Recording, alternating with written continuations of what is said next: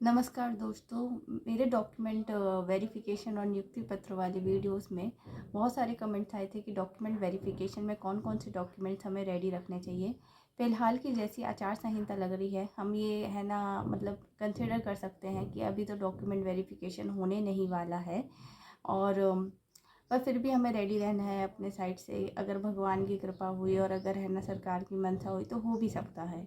ठीक है, फ़िलहाल हम कुछ अदर एग्ज़ाम्स में अपना फ़ोकस डाइवर्ट कर सकते हैं, जैसे एमपी सेट हो गया, नेट जेआरएफ हो गया, या फिर सीटेट का भी एग्ज़ाम आ रहा है। अगर जिनका नहीं क्वालिफाइड है तो वो इसके लिए प्रिपेयर कर सकते हैं।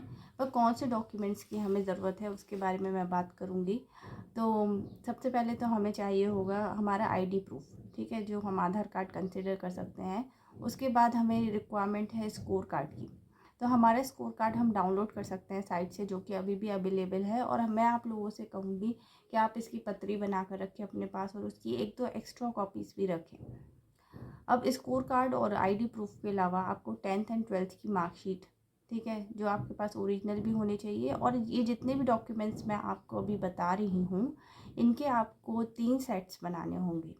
और देखिए, जो डॉक्यूमेंट्स मैं आपको बता रही हूँ, मे बी उसमें कुछ चेंज हो सकता है। आपको एक ईमेल आएगा, ठीक है, आपसे कांटेक्ट किया जाएगा ईमेल के थ्रू, और उसमें भी बताया जाएगा कि डॉक्यूमेंट वेरिफिकेशन का जो जगह है, ठीक है, वो कौन सा होगा, और साथ ही में आपको कौन से डॉक्यूमेंट्स के साथ और कितनी कॉपीज़ के साथ वहाँ पर प्रेजेंट होना है।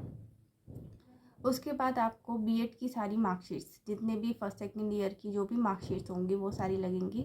आपकी पीजी की मार्कशीट लगेगी, जिसके बेसिस पे आपने ये एग्ज़ाम दिया है। उसके अलावा आपको मूल निवासी प्रमाण पत्र लगेगा कि आप है ना एमपी के है ना निवासी है या नहीं। मूल निवासी प्रमाण पत्र के अलावा आपको लगेगा आपका ये जो SC ST OBC कैटेगरी का जो सर्टिफिकेट होता है वो आपको लगेगा, ठीक है। अगर आपका सरनेम चेंज हुआ है, जैसे अक्सर महिलाओं का होता है कि शादी के बाद उनका सरनेम चेंज हो जाता है, तो उनका जो सरनेम चेंज होने के बाद आपका जो शपथ पत्र होता है, ठीक है, वो लगेगा सरनेम चेंज होने की स्थिति में। और अगर नेम चेंज किया है किसी ने, कोई भी है ना, जैसे किसी किसी की स्पेलिंग गलत होती है तो वो स्पेलिंग सुधरवा लेते हैं, तो ठीक है, उसका गैजेट नोटिफिकेशन उनके पास होना चाहिए, ठीक है। तो इतने सारे डॉक्यूमेंट्स, ये सारे डॉक्यूमेंट्स लगेंगे।